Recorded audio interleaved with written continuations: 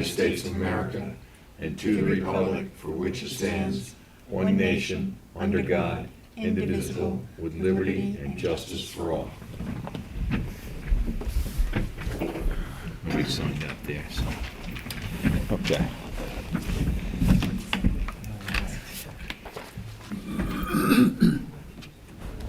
Welcome to the work session for September 22nd. We have a public comment section. So, anyone wishing to address the board that's nobody signed up? Anybody who didn't sign up wants to speak? Jay?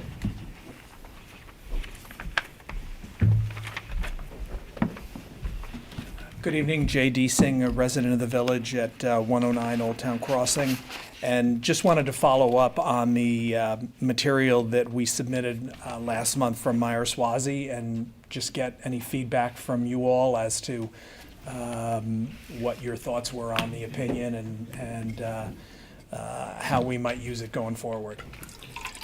Well, actually, I really had a chance to sit down with council on this, and so I would defer to that conversation before we make any public reference to your Okay. letter. So now that we're through the summer season, which is, I think, beat us all up, gives us a chance to look at some of this stuff, and that letter's one of the issues that we're going to sit down and have a conversation about. So.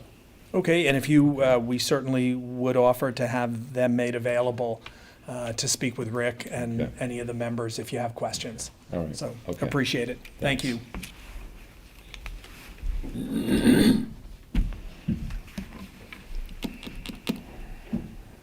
Good evening. Evelyn Conrad, 18 South Roscoe Drive, Southampton. Last time we met, Nancy asked about the date of the case that I was quoting from.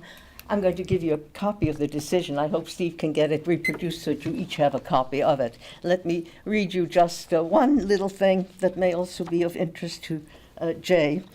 This is a description of the house that Judge Drury determined he ordered it to be demolished, which indeed it was.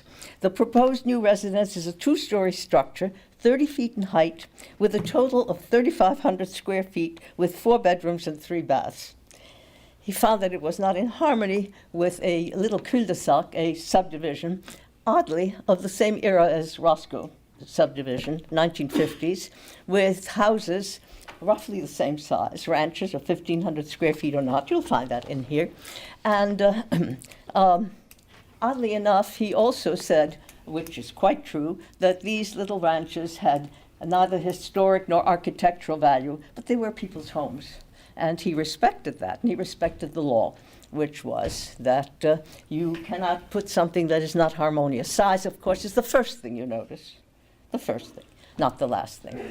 Call it mass or anything. Anyway, I thought you might like to have a copy of it. It was 2008, May 28th, 2008. And the judges in his chambers wish me good luck. Is that the neighborhood in Buffalo? Yes, it's described in there. Rumsen Lane. It was subdivided roughly the same time as the Roscoe potato fields were. And now I would like to just read you a couple of sentences, truly two, from Laudato Si by Pope Francis. They seem quite relevant. Economic powers continue to justify speculation and the pursuit of financial gain, which fail to take the context into account, let alone the effects on human dignity and the natural environment. This is paragraph 56. This one. As long as construction is increased, little concern is given to whether it is at the cost of future resources or the health of the environment. Businesses profit by calculating and paying only a fraction of the costs involved. Paragraph 195. Thank you. Anyone else for the public would like to speak? Mr. White?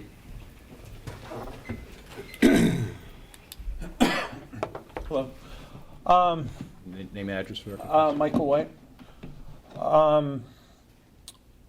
You guys are all familiar with Woolley Street. I was denied my application because of zoning. And I'm in the midst of filing an Article 78. And I really wish that Rick DePietris would read the decision, or someone to read the decision by Bo Robinson, because it's not correct. The ARB has no right to tell me what zoning is and how to follow it. It's illegal. I have a case right now that's going to go to the court. It's going to cost all of us money to fight it. And I doubt you can win because, ironically, my lawyer's using a case law from the village that they've lost already with the same cases. So I don't understand who's giving them guidance on the legal aspects of this. You have Bo Robinson, who's the ARB attorney, and he's also going to go to Supreme Court and fight it. I mean, this is pretty crazy to be doing this. You know, I mean, it's not up to the ARB to say I have to put my house back at 30 or 35 feet. The law is 25 feet. That's why I bought the house. The houses on that block, or 3/4 of them, are 25 feet. So now we're going to go to court and we're going to go spend $50,000 in the village, and I'm going to spend $50,000, and a judge is going to decide what the law is. And I mean, if you watch those tapes, what they were asking me to do, it's outrageous. You know, 1 week they tell me to do one thing, I bring it all in. I have one member of the ARB drawing my house as we speak, so I did all the changes that he drew on my paper. I could show you the paper that he sketched. I did that. He liked it. The other members don't like it. I mean, that board is really becoming out of hand. I mean, they make people go to meetings, 20 meetings, 15 meetings over window grills. I mean, and then you look at 80 Meadow Lane, like how did that go through? I mean, if you look at that. 40 Meadow Lane, do you mean? 40, right. And if you look at that as it progresses, it's a gable house. I thought originally it was going to be like this traditional house. Now it's got giant window panes that look like they came out of Macy's going up. But my little house, 2,800 square feet with a wood roof, wood siding, and window grills is no good. I mean, and they're calling it a McMansion in the newspaper. Like, I'm building a McMansion. Now they figured out that it's not 6,000 square feet, it's 28. And there's no rhyme or reason what goes on. You have the Calvin Klein house, a big black box that looks like a fish tank. And I actually met an architect from Arizona, and I drove him around here for one of my clients. We drove around for 2 hours. And he says, is there an ARB in the village? I said, yeah, there is. He goes, well, what? He goes, how the heck did that black house get built? He's like, I've never seen a house like that in my life. So they've become very arbitrary, and I think they're really ruining a lot of people's designs. And I actually saw one house that was over the winter. These people, they went to an architectural firm, and they spent, I think, $400,000. They built a beautiful traditional house, designed it. ARB didn't like it because of the neighbor, so they ended up building a modern house, which they really didn't want, with a flat roof. And that's horrible that your neighbor could, you know, tell you how to design your house and how to build the house. And I understand you guys are trying to change zoning and make things lower, you know, and that's people's opinion. But when you start getting into window grills and shingle colors, I mean, I think they're really off base what they're doing now. And it's gotten worse. I've been going before that board for years, and I've never had a denial before. And, you know, I wish that, you know, maybe Rick or somebody could look at this before that's the outcome of this. I mean, this village shouldn't be wasting money fighting a case because my house is 5 foot closer to the road than they think. So I have a question on that.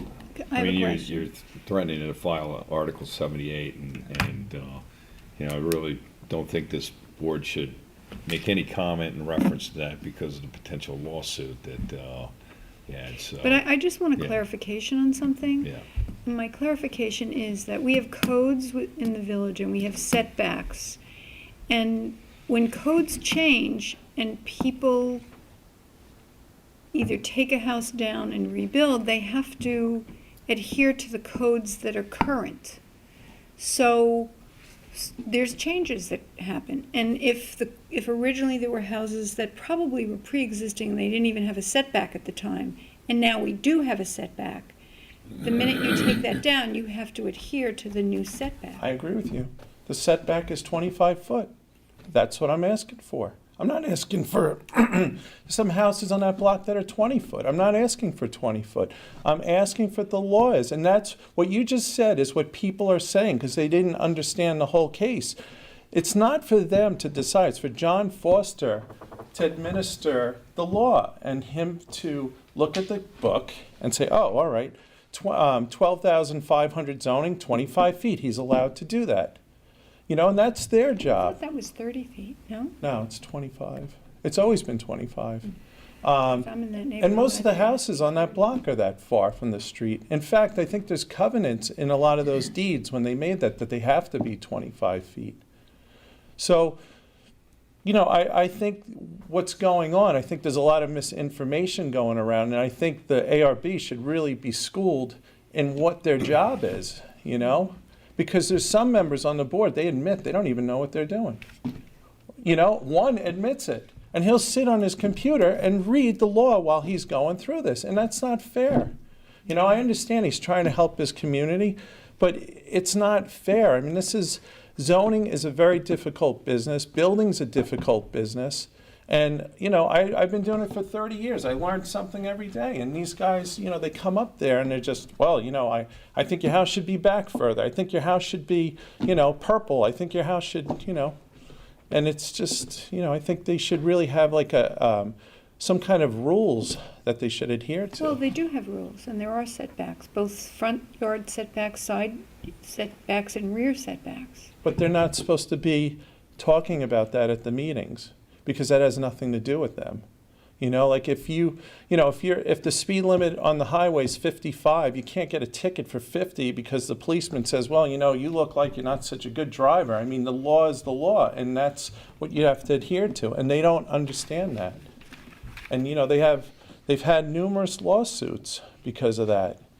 And it's just, you know, I wish somebody else would look at this and say, you know, should we proceed with this? And I'm not saying that I'm doing an Article 78 to threaten you. I have no other choice. I can't go to the ZBA. That's not allowed, right? I have to file an Article 78 if I'm denied.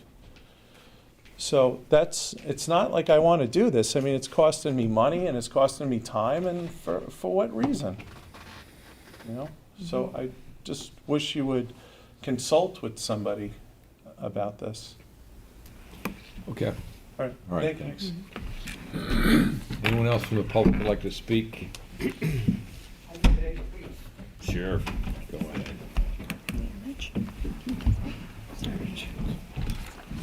Because it's relevant to the ARB, of course. And the ARB has been instructed, apparently by its lawyer, because that's how it goes, that they should follow the precedent of the Ferrara case. That Ferrara case, first of all, was a year before the one I bring you, but it is not a precedent. Furthermore, the judge's decision was based on a lack of evidence, because he didn't say what the ARB keeps saying, that we can't judge size. He said that no one had come to the ARB public hearings to protest about the size in relationship to the environment. That happens to be patently untrue. Meyer Swazi couldn't know that. They weren't at the meetings, but I was.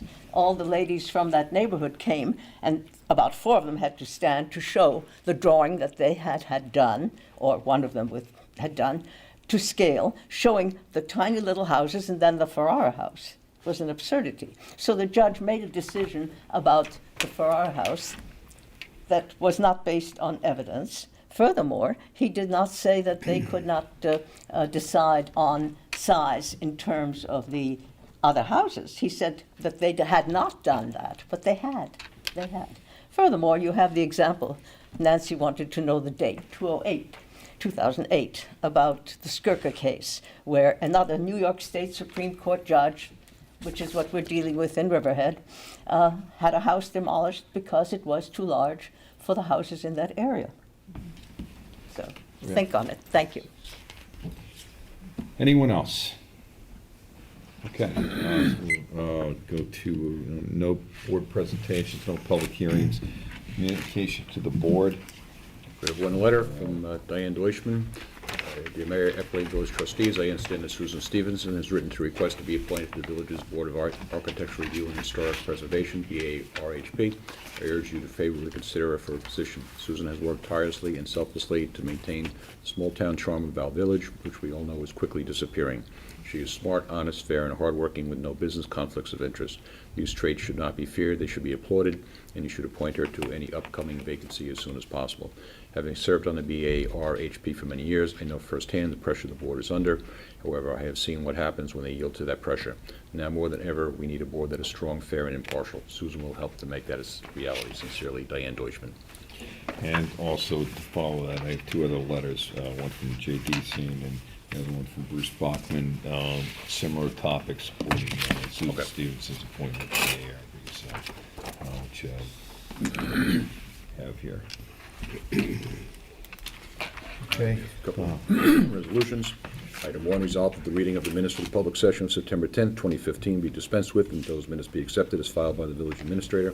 The actions taken at meeting be hereby are ratified and approved. Got a motion? Second? Second? All in favor? Aye. Aye. Resolved that the claims for the warrants dated September 22nd totaling $153,114.53. Warrant 6 General Fund, $47,145.77. Warrant 4 Capital Reserve Fund, and $5,000 Warrant 4 Trust Expense Fund. And village payroll for September 17th be ordered and approved. Have a motion? Make that motion. Second? Second? Discussion. Item 1, 201 Lewis Street LLC, SCAR settlement, the amount of $4,624.33. 650 Meadow Lane LLC, SCAR settlement, the amount of $13,966.69. Amchair Wholesale Ammunition for the Police Department, $1,896.80. Aventine Properties, SCAR settlement, the amount of $1,069.03. Barnwell House of Tires, $1,553.49. Tires for the garage. CSE Employment Benefit Fund, October premium, $24,459.38. Page 2, Cronin PLLC, SCAR settlement, $13,749.54. Page 3, Farrell Fritz, 2 payments for SCAR settlements, $2,128.48 and $2,262.87. Fundamental Business Services, court collection fees for August, $4,431. Page 4, Impromptu, Fire Department reflective decals, $1,693.25. Page 6, Jonathan Marietta, SCAR settlement, $1,093.41. More medical, ambulance supplies, $1,234.92. Nelson Pope and Voorhees, the female elevation study, $5,532. And North Shore rezoning study, $8,742.50. It's North Sea Road. North Sea Road. Yeah. Right. North Sea Road. What did I You say? said North Shore. Did I really? Yeah. Sorry about that. North Sea Road. Okay. What are we doing up on the North Shore? There you go. People would question that, yes. Exactly. Southampton Christmas lights, relighting and resetting lights on Main Street, $3,295. Southampton Town Control dumping fees going on to page 10, $1,819.80. Sprague Operating Reserve, 3,000 gallons of gas, $4,753.80. TJ's Transmission, rebuilding a transmission for the garage, $2,578.71. Vince Toomey legal fees for August, $20,204.24.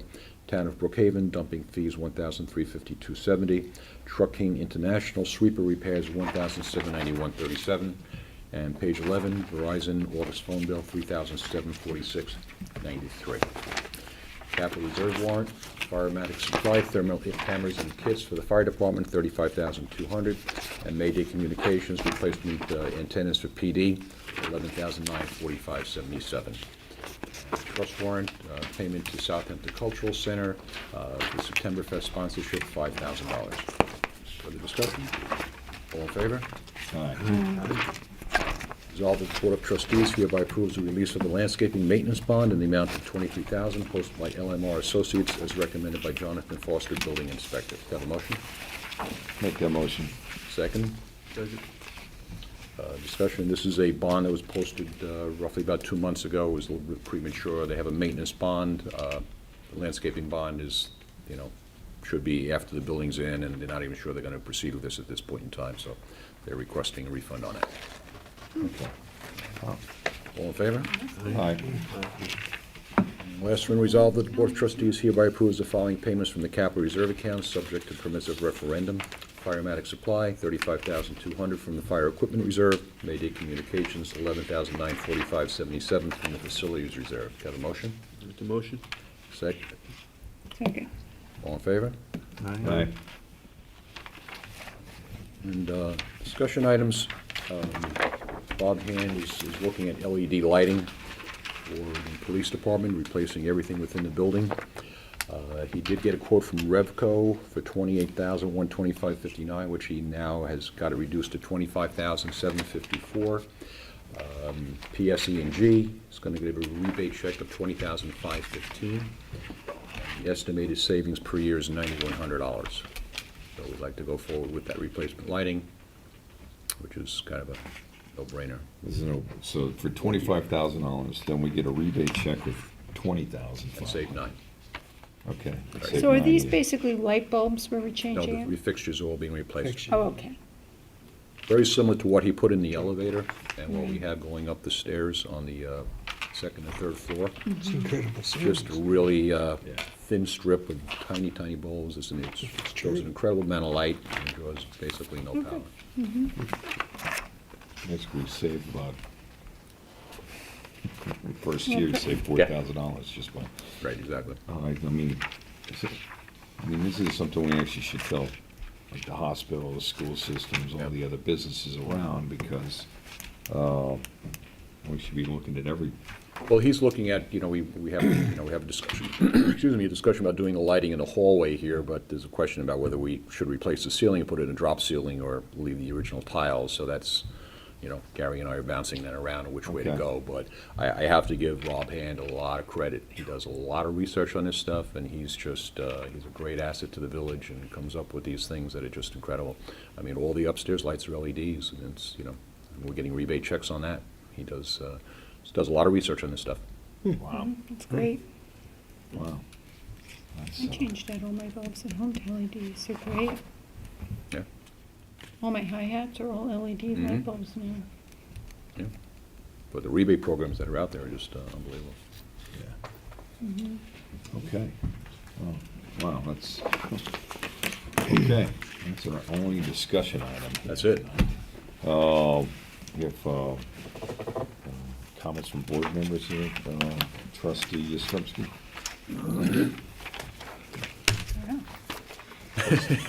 Mike? You look great. Okay. All right, good. Okay. Mike? Comment I have is, I think as we're going into the slower time period now, we need to take a close look, and Nancy, you probably would agree with me, that traffic patterns in the village. Unbelievable. I mean, I think we need to review on people using all the local streets as a cut-through and a quick way to work. And if we all put our heads together, I think there's an alternative to it.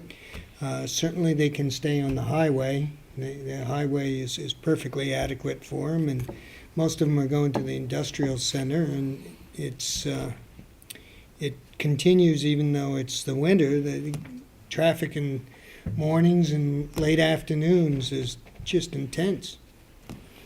And there's got to be an answer. The answer is affordable housing.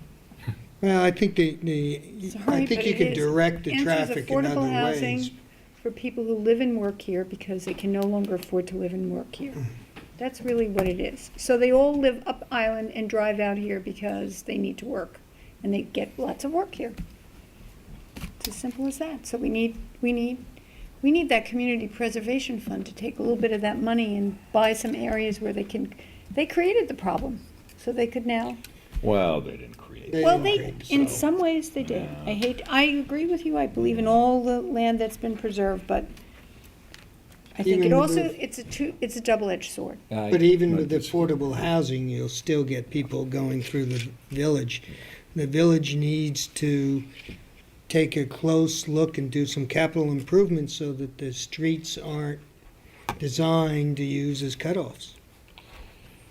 Oh, I think we're gonna have to put Where the dead heck ends. was Maybe. Oh, yeah. I mean, we can get Nelson Pope and Voorhees out here with their traffic engineers and sit down and look at them, and maybe come up with some options. I know that, Oh, I think we should. I Gotta- mean, you we aren't gotta- gonna end it all, but at least, we need to involve Tom Neely from the Yep. town. Yep. And, so, I don't so know. if you want to take that project and run with it, Michael, we'll support you I'll work with 100% you on on this. that. You and I'll Nancy give it a can work on try. that. Nancy, I'm sure, will work with And me, yeah. then we can call up Chick and get some support, and we'll Yeah. have Tom Neely over and do that, so. I think it's well worth it. I do too. I mean, I see the Yeah. traffic through these small neighborhood roads and, you know. It's not a good thing. Yeah, Yeah. probably the chief probably has some ideas that we could throw in there. He just smiles. Yeah, so, No, we talked about Moses and, you know, how it's backing up to the railroad tracks Mhm. now. And God knows, I mean, if I was sitting in that traffic waiting to get through that light, I think it allows 3 or 4 cars or 5 cars at most yeah. to go through. You'd be sitting there for 45 minutes before you would get out of there. Well, It makes one- no sense. Yeah, one of the big problems is that the streets that are most affected are narrower streets in the village, and they don't have sidewalks. Right.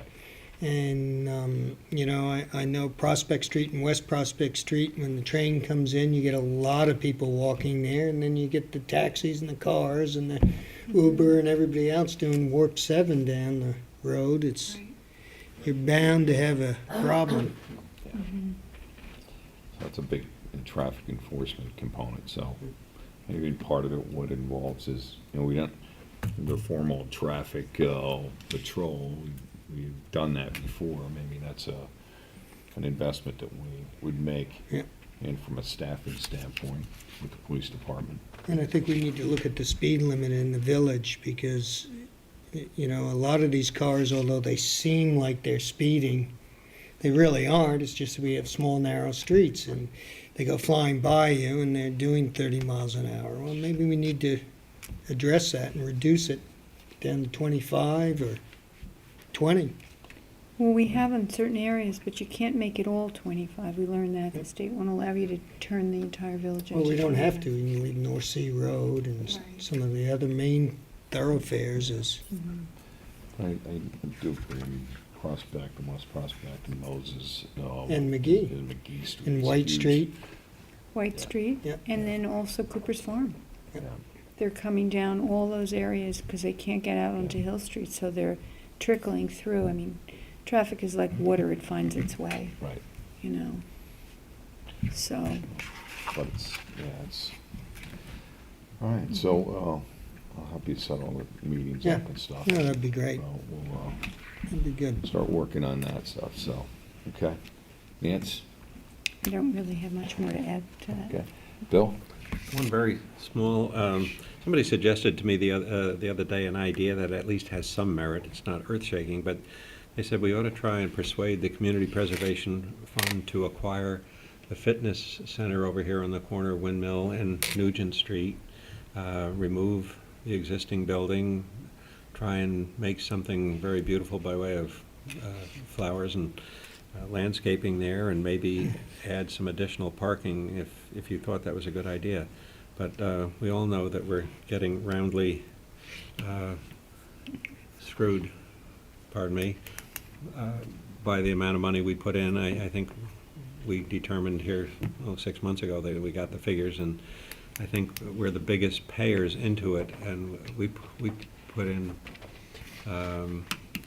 we've gotten back something like 15% of the money that we put in. So it just, and I know they do seem to periodically go out of their way to help us, and out of maybe some sense of fairness. But it's just an idea, and it's not going to change the face of the earth, but it's better than, Well, right now, you can't use CPF money to purchase property to do parking. So, well, landscaping then. yeah, yeah, so, but, I mean, It's just an idea. No, and if- but it's, I mean, if you understand took it. that building right there, we looked at that and said the village was able to acquire it, to utilize it for parking. It's the same thing with the LMR property. We just pulled back on the bond. Maybe there's the opportunity to have a discussion with the landowner there about. I like the LMR property. I don't know how I feel about that corner, Bill. It's not an earth-shaking idea. No, I mean, I know they preserve the other corner, and I think that looks really terrific. And at one point, we talked to Mary Wilson about bringing back the windmill to our community, to our village, from the college, if the college is really not functioning the way it is. And we talked about that, and Mary Wilson said she'd let us put that there. But of course, the college won't give up the windmill, so we can't really do that at this point. I keep hoping at some point they'll give it up and give it back, and we'll move it over there, and it would look fabulous on that corner. But I don't know, I don't know what the future of our community will be. I don't know whether or not, that corner will be developed. I mean, a lot of people hate the idea of development, and I get that, but I don't know if I really like the idea of having that as a park. It's just an idea. Yeah, I mean, I know you've brought up the old building on Windmill Lane, the dilapidated one, and at times we've gotten so frustrated over that because of the condition of it, and, I mean, the bamboo growing halfway through it, and, animals running through it and all of that, and we were really quite upset over the condition of it, and I know you've said you'd really like to take it out of there and create a park, and I feel like once you do that, you do that. That is the way that it is. It can never be anything else. And maybe there'll be a lot of people who like that idea. I just feel like it's our business district. And I feel that, at some point, as our community does grow, because let's face it, although I think our community is growing on a seasonal basis, not on a year-round basis, someone may feel the need to make that part of our business district. And I feel like it's gone then. And I feel that it's like a missing tooth or something in the middle of our business district. Yeah. So, I mean, that's my thinking. And, that might not happen for 25 years. I mean, we might not ever live to see it, but I don't know. I just have a different feeling about it. I'm not saying that if somebody insisted upon it, I wouldn't go along. I'd have to really look at it. All right. Okay. So, Okay. Anything else, Bill? Well, just listening to our builder, there was a suggestion that I made to the board probably a couple of years ago. I actually went to the garden club, and they were very interested in doing it. And have you ever seen that little windmill that is out on the way to Atlantic Golf Club? That there's a corner there it's only 10 feet high. What is the man's name? The farmer that it's owns- Corwith. Corwith, yeah. And he actually saw Gary Gillespie and I out there looking at it, and he stopped, and I was telling him that I have a great color photograph of it, and the idea was, would something similar to that in our park on Windmill Lane ever be appropriate? Something that could be removed if you ever got the big windmill, which I suspect you never will. But in any event, the garden club thought it was a great idea, and they'd like to build it. And I had two builders, older men, who were very interested, and the garden club said, get me a bid for this and what it would cost to build it. And we're very interested in funding it. And it has just been lying there fallow, and I don't know if you could ever even just guide me to somebody who might build this, but it's a very small project. You'd have to build it so that it looked like it'd been there for 50 years and not brand new. But if you want to do something to ingratiate yourself, have any thoughts of who might be willing to do this? These builders wanted to do it, and one of them got very ill and pretty much retired. And so it sits out there. But if I could ever just get a price, and we'd still have to agree that we want to do it, and the garden club, or the garden club would have to still be interested. But if you would ever contact me, I'd love to show you a photograph, but I don't have one with me.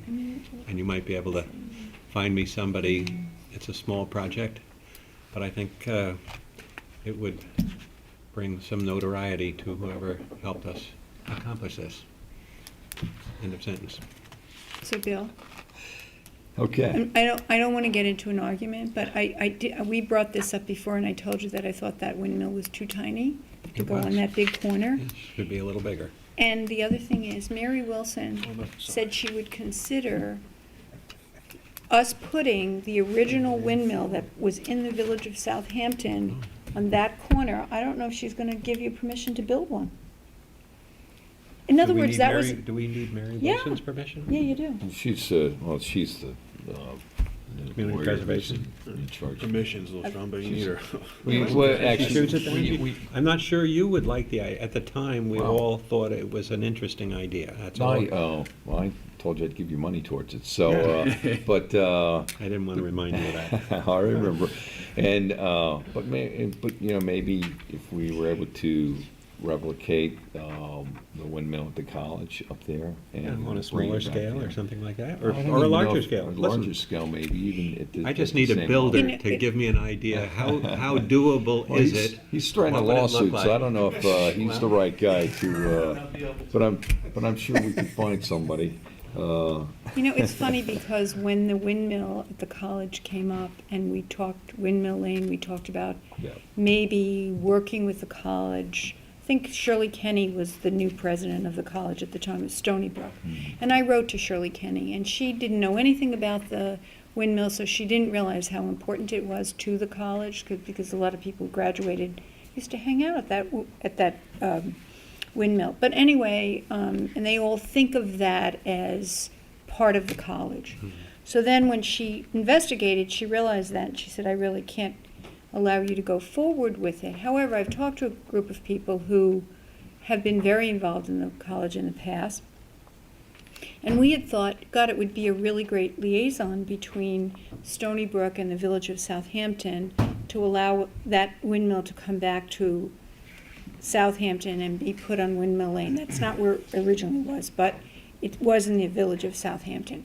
And so that's about as far as we got with that. And when Gary originally said to me, oh, they will never let you put that there, ever will they, never will let you put a building on that property.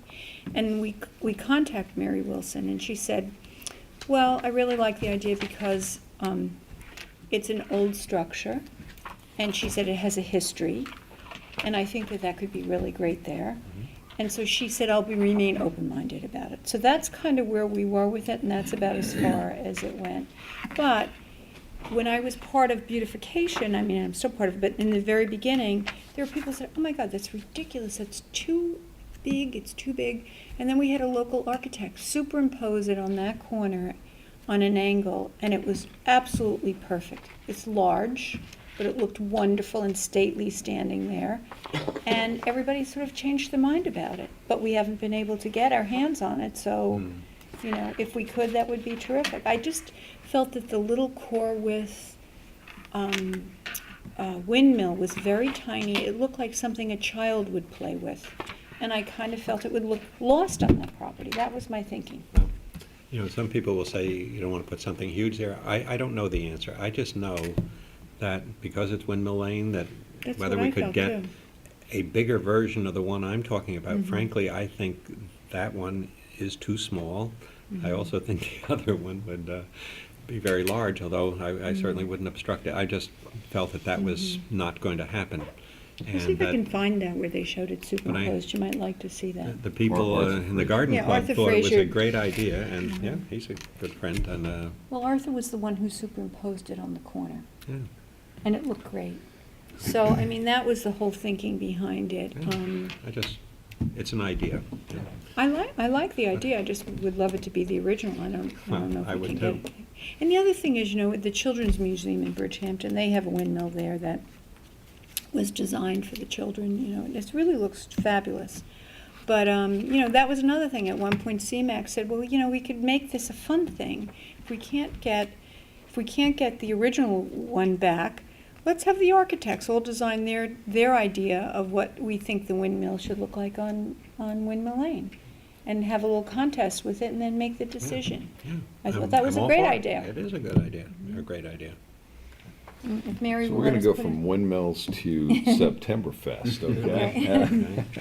So Because this we like to go on weekend this is, weekend. It is could function as a helicopter beacon or something. Yeah. you know, like that. Oh, I don't know if I think bring that up. We've got enough helicopters here, so. Yeah, I just wanted to have But, something to worry yeah, about. now, so this weekend is Septemberfest. It starts on Friday night at there's a kickoff at Agawam Park at 6:30. It's the Southampton Rotary cocktail party. They have County Line Band there. So, and then Saturday and Sunday, a whole list of events there from the farmers market on both days, and we've got pumpkin decorating. We've got at the Southampton Arts Center grounds. We've got face painting. We've got a lot of different music going on, and the concerts in the park, the stagecoach rides by Wells Fargo. Keith Davis and Golden Pear coordinated the chowder contest. It's going to be at Agawam Park. It starts at noontime. We've got a lot of different local vendors. Jester Jim is going to be at the Southampton Arts Center. He's juggling and magic tricks and a lot of comedy stuff that he does. And then they have the Harvest Day Fair at the Southampton Historical Museum, which is always a great event where they have duck carving and a lot of different costume tradespeople that are going to be working there, and blacksmith. So it's going to be fun. And that's Saturday, and then Sunday, the farmers market again, and music.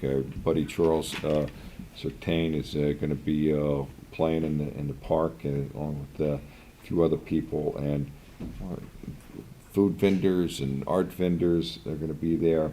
So some education pieces with Quag Wildlife. So there's a lot of events that are going on for family and young people and kids and people of all ages. And they've done a really nice job. The committee has, and it's the organizations behind this are the Rogers Memorial Library, the Southampton Arts Center, the Chamber of Commerce, the Cultural Center, the Historical Museum, Rotary Club, and the Village. And Steve, you've been a big part of that. And Right. Julie Fitzgerald, who's been our coordinator of this, has done a fantastic job. And there's a lot of different sponsors out, and it's going to be just a fantastic weekend. Not only is the weather going to be fantastic, but the events here, I think, will draw a lot of people in, and it's going to be a great weekend. And I hope that everybody here and your family go and enjoy that. So, Just want to add to that, we have a scavenger hunt on Sunday. That's just new this year. okay. Yeah. It's going to be centered around the 375 anniversary, with going back to the history of some of these stores going on, which Roger Blau's been very involved in and doing a great job on that. Good. And of course, the ferry will be free rides both Saturday and Sunday. That'd be fantastic. So, but it's a nice event for everybody. So, okay, we're gonna get into the second public comment. Mr. White.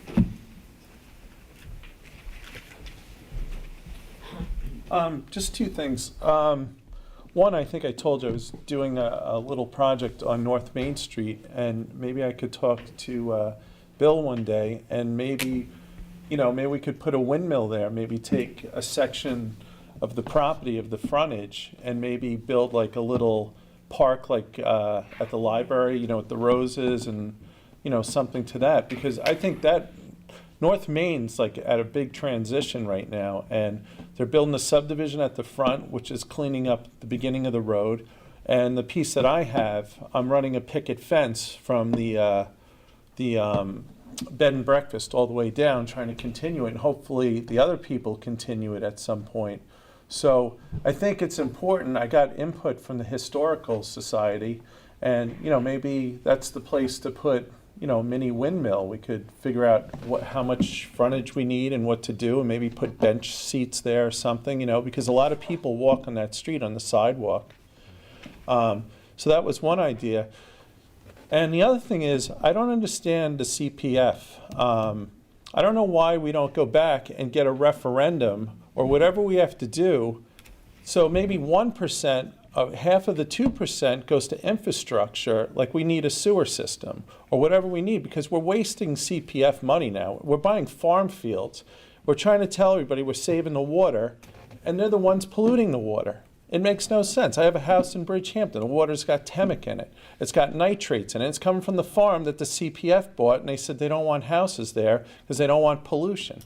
And it makes absolutely no sense. They're just buying things now just to spend money.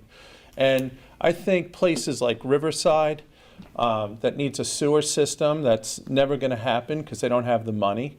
I think we should figure out how to split these CPF funds up for half for infrastructure, for the road project or a bypass or something, because you're never going to get the traffic out of the village without a bypass of some kind that people could have an easier ride home. But, you know, we're just collecting this money now, and it's not going to anything good, I don't think, you know. And I think it's really important that somehow we keep that money for our sewer system, for Riverside, maybe Bridgehampton, maybe Hampton Bays, because that would benefit more people. It would create more jobs. You'd have more shops. You'd have Riverside filled with, you know, buildings and businesses for people to employ in it, and it would rebuild all these areas. Instead, we're just, you know, we've done some good things with the money, but now I've seen them buy like underwater land. They've paid a fortune for it, and you can't even build one house on it. So why would you buy that? You know, they did Because that. it preserves the waterways, that's why. But you can't do anything with it anymore. But that's the point. They don't want to do anything with it. By not doing anything with it, it continues to keep the bodies of water out here clean. But if They're it's- called estuaries. But you can't And do anything with it. That's the point. They are doing something with it. They're keeping nothing happening to it. But it can never happen. You can't. We don't want anything to happen No, to but it. you're not That's the understanding. point. What I'm trying to say is it's marshland. But You here's, can't That's do right. anything, so But why would you buy keep it? it as marshland because the marshland is what keeps the bodies of water well, no, clean. I think what Michael's trying Right. to say is that there's no building envelope on the property. I know, but that Ever. doesn't mean anything. Yes, it does. No, Aren't you saying that you're preserving something that's already Already preserved? done. It's already done. Well- I've seen people buy land for unpreserved. $50,000 and sell it to CPF for $1 million, and it was underwater. It was worthless. I would- it's not I- considered I saw a worthless. landlocked cease. I would disagree with you. In Flanders, I know of one. Okay. I know on Old Sag Harbor Road where I lived, there was a 18-acre piece that was landlocked. You couldn't build on it anymore. Buying it, they bought it. They're buying 5-acre zoning, okay? Lots at 5-acre zoning where all you can clear is 10, 15%. They're buying it and paying top dollar. Instead, let a house go there. It doesn't pollute. They're living there 3 months out of the year, and they're spending all this money. And who are they helping? If you want to Well, help, they're trying to create open space, and what they do is they look for contiguous property. I So if understand. they have a 5-acre piece, and then a 5-acre piece comes up next to it, even if it's landlocked, they buy it so that they have a contiguous property that now becomes open space and won't be built on. I understand that, but if you want to help the majority of people on the East End, you know, they got to look into infrastructure because you're not helping people. Riverside I is a think- disaster. I- The sewer system, God knows when that'll be built, when they get the money for it. You know, I mean, why is it always we have to go hat in hand to get money when we're the ones paying into that fund? And like you said, we're getting 15%. Well, because we're actually lucky that it's the town of Southampton that controls the money, not Suffolk County. Because the way the original law was written, that the CPF 2% money was all going to the counties, Right. okay? And then that changed, so, because then we wouldn't see any of the money at all. It would all be west of here. So, I mean, they've talked about trying to make changes, and I know that discussion's been had with Fred Deal, you know, about including infrastructure components to it, because that's part of community preservation. So, I mean, those discussions are around. It's not a resolution we can do here. It's not a resolution the town can do. It's actually something that has to be passed by the Senate and the Assembly at the state and signed off by the governor. Sometimes it was a very difficult process to even get the 2% money approved at the state level. So it's, you know, they're in an uphill battle with that, so. But wasn't it a referendum that was overwhelmingly to collect the 2%? Well, it was a referendum we had to have that showed support to the state. Right. That, but it's now, you have to go through the whole process with the state just to get to the point of having the referendum. But isn't that worth to fight for? I mean, as a board, I mean, this is all these towns and villages are just, you know, that's always the problem. You know, government thinks of a project and then figures out the money. In the private sector, you try to get the money and then figure out a good project, and they work backwards, and there's never. Disagree with you on that. I disagree with you on that. Why? Why? Because, I mean, we've got, we're doing the whole sewage system in the village. So we're year one into a 5-year process that we're moving forward. And we're going to get bond money associated with that. But we don't know how much we're going to get on that. I'm hoping up, 30, 40%. That's what we're hoping for. Right. But there'll be other opportunities. There'll be developments that are going to come in.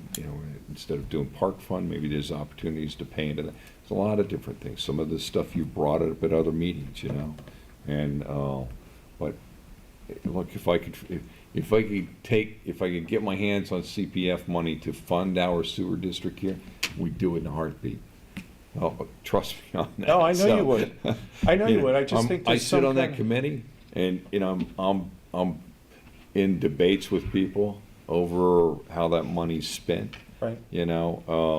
So it's it's try to preserve open space outside the village. For us, there's some opportunities around inside the village where we get to spend money, but those are few and far between. They're very hard. There's Yeah. nothing to preserve that's really Well, left. there's opportunities along. There's no land left. Yeah, but there's opportunities.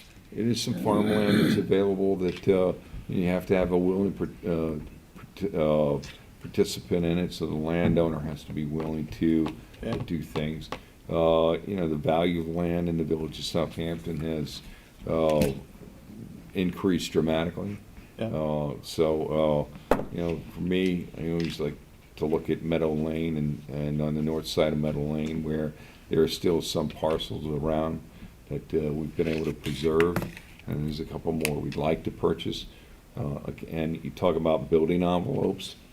Well, the reality is that somebody owns that property, they're paying taxes on it. The value of that, if they don't have a building envelope, is very small. The property you're talking about, the 18 acres of landlocked back there, but they did have the ability to try to get access to that property.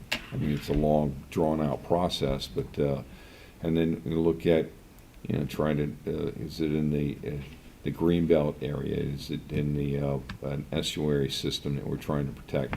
Is it land that we actually want to purchase to develop open space recreational fields for kids to play on and stuff? So there's a lot of thought process. Is it a historic building? And they've allowed us to do facade easements and purchase historic facade easements, and that way if somebody has the front of the building that they want to maintain, they'd sell off the facade easement, so it's going to be maintained for forever, but it allows people to go out to the back of the home. Right. But again, you have to have a willing participant. A family has to say, we're going to do this with our property, but we know it's going to have a significant impact on the value of the property. Right. And but we, it's CPF is always going to be fought over those dollars because we put in 25% of it, and probably 10% is spent in the village. And every year that number drops because we don't have the opportunities around here. Yep. Well, Just one other thing. The last rain, you guys were talking about Lake Agawam. There's a lot of culverts that go right into that pond. we know. And they're village pipes. I went down there and the water was this deep, just running right into the pond. And that's what's polluting that pond. And they actually have green pipes on the side of the road where the water goes in and it goes right in the pond. And, it's just, We know. Yeah, I know, but That's it's Very why, aware. and it that's never why gets we- fixed though. Yeah, well, that's not true, because up on Hill Street, we put a lot of, a wide variety of catch basins on Hill Street to capture water that before it got to Lake Agawam. We've done a series of leaching pools along Windmill No, I Lane. know, you're trying to collect. And, I know. and at Bowden Square, we've done that. So, the goal is to try to capture stuff before it gets through here. But when it's out in Pond Lane, there's actually green pipes in the curb where it puddles and it drains right in. You know, and that's, No, we know. yeah, We know. That's I mean, horrible. But Pond Lane, if you look at Pond Lane, a lot of Pond Lane is concrete. water level too, It's concrete underneath there. right? So it's not a shoreline that has the ability for us to place any type of drainage Right. systems in there. So it's, we're slowly doing things here and there, and, yeah. I remember when we were first elected, we figured if we had $100 million, we'd be able to do a lot of stuff. It's true. The CPF money. Yeah, wow. Thanks. Okay. Just actually one more thing before we close out, and I meant to say this earlier, but this Thursday, starting Thursday, October 1st to Sunday, October 4th, at the Southampton Arts Center is the 10th annual African American Film Festival, and I know Brenda's done a lot of work around that, and some great movies that are coming up, and if you get an opportunity to get in there and see something, I highly recommend that you definitely do that. And it's right at 25 Jobs Lane. And at the same time, I think they've got the 50 years worth of movie posters that are going to be shown throughout the whole Right. area. Oh, So that's nice. that's going to be pretty cool. In So, in in there? the Arts Center. Oh, that's yeah. nice. So it'll be a wide variety of films that are all award-winning, their original posters and stuff. So, but the African American Film Festival is going to be. Brenda, how many films are going to be going on there? 8. Eight films. Thursday night is the kickoff. We're having a play. Do you gear that toward the young people? Should I be at the mic? Probably should to capture it all. Yeah. Go ahead. Thursday night we always gear it toward the young people, and we're really excited. We're having a play this year called Martin, Malcolm, and Me, and it's based on a young guy whose, I think, brother or cousin gets killed, and they come across a young boy who come across two young men who are well dressed, and end up being Malcolm X and Martin Luther King. He sits down and talks to this young man about how to handle things better. And we always reach out to the school system, always as far as East Hampton. They're bringing children out, students out, so it's going to be well attended. On Friday, we have spoken word, live jazz, and we have R&B singer Cheryl Pepsi Riley, and HBO poet Jay Ivey is going to be there. It's going to be really great on Friday. And then Saturday, we have 2 films, and they're based on, the theme is Sing Your Song.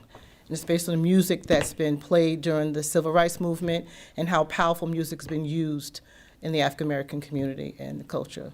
So, and we also have a film about Marvin Gaye, Bob Marley, and a lot of other films I can't think of right now.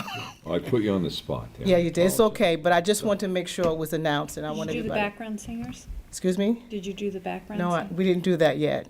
And you can go to www.southamptonafricanamericanmuseum.org and purchase tickets. Thank you. All right. Anyone else from the public would like to speak here? So, sorry about that. Okay. So I'm going to make a motion to adjourn to executive session for the purpose of discussing personal matters involving village employees. Second? All in favor? Aye.